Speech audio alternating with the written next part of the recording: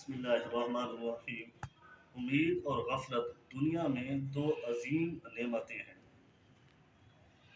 انسان اپنی زندگی میں کتنے حادثات سے دوچار ہوتا ہے، کتنے انسانوں کو اپنے ہاتھوں سے قبر میں اتارتا ہے۔ حقیقت یہ ہے کہ اگر انسان کے اندر نفسانی خواہشات نہ ہوتی تو انسان اپنی موت کو ایک آن کے لیے بھی نہ بلا سکتا۔ اپنے ہاتھوں سے دفن کی ہوئی میت کا منظر ان کی نظروں سے کبھی اوجھل نہ ہوتا۔ حدیث مبارکہ میں آتا ہے، جو شرح صدور امام جلال الدین سیوطی علیہ رحمہ نے اس حدیث کو نقل کیا۔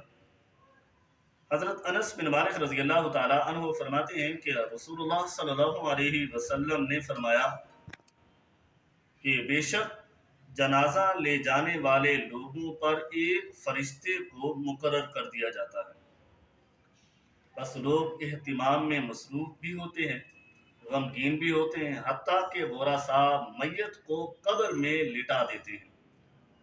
لٹانے کے بعد جب واپس پلٹتے ہیں تو فرشتہ مٹی کی ایک مٹھی بھر کر ان کی طرف پھینکتا ہے اور کہتا ہے، جاؤ اپنے اپنے گھروں کو لوٹ جاؤ، اور اللہ تعالیٰ نے تمہاری موت تم پر بھلا دی ہے۔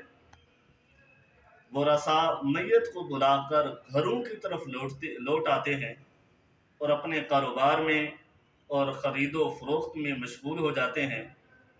نہ وہ میت ان سے تھی اور نہ یہ ان سے تھے، اس طرح ان سے بلا دی جاتی ہے۔ اب اپنے ہاتھوں سے ہم اپنے عزیز و اقارب، اپنے والدین کو دفن کر کے آتے ہیں، لیکن چند لمحے بعد ہم اس طرح بھول جاتے ہیں جیسا کہ وہ دنیا میں تھے ہی نہیں۔ اس کی سب سے بڑی وجہ یہی ہے کہ ہمارے دلوں سے، ہمارے دماغ سے موت کو بھلا دیا جاتا ہے، جس کی وجہ سے ہم واپس آ کر اسی طرح کاموں میں مشغول ہو جاتے ہیں، گویا کہ ہمارا کوئی عزیز و اقارب دنیا سے گیا ہی نہیں ہے۔